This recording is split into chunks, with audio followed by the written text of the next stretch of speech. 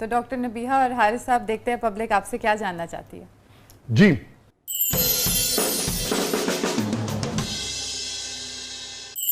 Doctor साहिबा, अगले महीने मेरी भी शादी है। मुझे आपकी शादी की ज्वेलरी बहुत ज़्यादा पसंद थी। मुझे भी वैसी ज्वेलरी बनवानी है, कहाँ से लूँ? जितों सारी दुनिया लैंडी सानू को दसन डे वहीं से ले जहाँ से मैंने ली है। डॉक्टर साहिबा, अगर उन्होंने वहीं से ज्वेलरी ले ली तो उसके बाद जो आपके साथ इतनी कंट्रोवर्शियल वीडियोस हुई है वो तो मामला उनके साथ भी हो जाएगा। नहीं होगा, वो मेरे साथ ही हुआ है। अच्छा। मेरा क्वेश्चन डॉक्टर नबीहा से है। आपने तो बहुत जल्दी लड़का ढूंढ लिया है, यंग लड़कियों को क्या टिप देंगी? इतनी जल्दी तो नहीं ढूंढा लड़का। 5.5 साल से 6 साल लग गए। और मुझे तो वैसे भी इजहार लेट किया। इजहार लेट किया। और पाकिस्तानियों मर्दों पर एतबार करना इतना आसान काम नहीं था मेरे अच्छा, लिए। पाकिस्तानी मर्द आपको नहीं मुझे काबिल एतबार नहीं है? अच्छा, नहीं, मुझे ट्रैक नहीं करते। अट्रैक्ट नहीं करते कि एतबार नहीं है आपको? अब मतलब एतबार की भी आप बात कर सकते हैं और अट्रैक्शन की भी बात कर सकते हैं। कैसे लोग आपको अट्रैक्ट करते हैं? असल में ना मुझे बहुत लॉयल, साफ सुथरे, अच्छे, सच बोलने वाले लोग, बस मैं ये समझती हूँ कि ये जो ठरकॉलेजी होते हैं ना, ये मुझे पसंद नहीं है। ठरक जो है ना, ठड़क और सड़क, वो कहते हैं ना इंसान को कहीं भी ले जाती है। ये वाला काम नहीं होना चाहिए। अच्छा। तो वो ठरक वाला हिसाब नहीं होना चाहिए। मर्द को मर्द होना चाहिए। मर्द जो मैं ये समझती हूँ कि एक पढ़ा लिखा, बाशऊर और डिसेंट मर्द जो है, लड़का जो है, वो अच्छे तरीके से अपनी लाइफ को सेटल कर सकता है। उसे लड़कियों की नहीं होती क्रियोसिटी के ये कैसी लग रही है, वो कैसी लग रही है। उसके पास जो होता है वो उसमें शुक्र अल्हम्दुलिल्लाह कहता है। ऐसे मर्द मुझे अट्रैक्ट करते थे, तो मुझे ऐसे ही लगा कि हारिस ऐसे ही है। आपको लगता है ये कहीं इधर उधर नहीं देखते इस किस्म की? इनमें कोई नहीं, मुझे नहीं लगता कि ये इधर उधर देखते हैं, मुझे नहीं लगता। हाँ, नहीं, तो नहीं। फिर इसका मतलब है कि नहीं देखते। नहीं, अगर हाँ बिल्कुल, अगर किसी बीवी को जी कह देती तो बिल्कुल फिर तो ऐसे ही है। बिल्कुल और इससे मुझे बड़ी तो इतना मोहर है ही नहीं भरोसा कोई। है, इतना भरोसा है हारिस पे कि मैंने हारिस को इतनी हर तरह से जो है वो इनके साथ जो है वो मैंने 5 साल से मैंने आपको नहीं देखा, अभी भी आपको नहीं लगता? हाँ, मतलब जाहिर बात है, इतने साल से हम साथ थे तो भाई मुझ पे नहीं बुरी नजर रखी तो फिर किसी और पे क्या रखनी है, इसलिए मुझे लगता है। जी, मेरा आप दोनों से सवाल है कि आप दोनों की शादी सोशल मीडिया पर टॉप ट्रेंड बनी रही। मैं भी ऐसी ट्रेंडिंग शादी चाहता हूँ, बताएं कैसे करूँ? सोशल मीडिया पे टॉप ट्रेंड बनी रही, लेकिन मैं ये समझता हूँ कि जो बातें हमने फेस की ना, अगर आप फेस करेंगे ना तो आप कहेंगे कि जी माफी। अच्छा, हमें नहीं चाहिए टॉप ट्रेंड। आपको प्रॉब्लम हुई इससे? जी जी। और देखिए, मैं एक इन्वेस्टिगेटिव जर्नलिस्ट हूँ और हम एक यानी कि अच्छे घराने से ताल्लुक़ रखते हैं। हम कैसे बर्दाश्त कर सकते हैं कि हम पे कोई हमारी फैमिली को डिस्कस करे या तनकीद करे?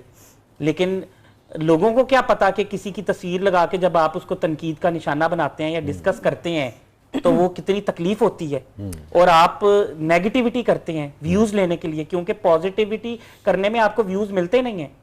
मैं अपनी सारी जिंदगी में कभी इतने जो है वो मैंने डिप्रेशन या टेंशन नहीं देखी। बाकी? जी, मैंने कभी नहीं देखी। मेरी जिंदगी में अगर मुश्किल हालात भी आए तो मैंने मुश्किल से मुश्किल हालात का भी मुकाबला किया और मैं कभी नहीं थकी, कभी नहीं हारी। ये वाहिद ऐसी मैंने शादी के बाद जो है वो अपनी लाइफ देखी है, यकीन करें, सोशल मीडिया के गंद की वजह से, कि इसमें मुझे ऐसे ऐसे ताने और ऐसी ऐसी बातें सुनने को मिली हैं। आप लोगों का तो कुछ नहीं गया, लेकिन मुझे पता है कि मैंने क्या कुछ बर्दाश्त किया। मुझे पता है कि मेरी पर्सनल लाइफ जो है वो कैसे हिट हुई। मुझे ये भी सुनने को मिला कि ये सब जो है वो आपके बोले गए जुमलों की वजह से हो रहा है।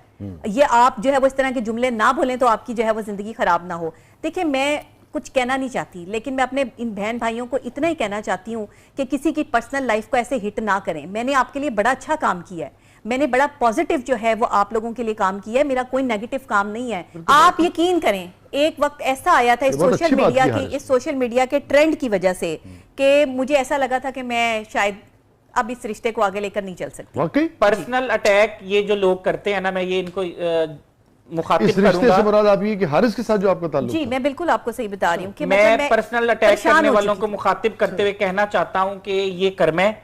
आप किसी पे पर्सनल अटैक करेंगे तो कल को आप पर भी होगा। हालांकि आप तो बड़ी मजबूत असाब की। जी, मैं बहुत मजबूत असाब की बंदी हूँ, लेकिन मैंने आपको बताया कि सोचें कि इस कंट्रोवर्सी के बाद, सोशल मीडिया की इस मनफी रवैये के बाद, मेरा अपना घर जाती जो है वो जो अपना रिलेशनशिप है वो दाव पे लगा दिया इन लोगों ने। जो हमारा खुशी का टाइम था, जो हमने साथ खुशी से स्पेंड करना था, जो हमने हंसी मजाक में स्पेंड करना था, वो या तो हमारा जो है वो लोगों के इंटरव्यूज देकर जो है वो गुजर गया, या फिर हम जो है वो एक दूसरे को यही देखते रहे कि तुमने ये क्यों कह दिया, तुमने ये क्यों कह दिया, फलां ने ये कह दिया, अब ये हो रहा है वो हो रहा है।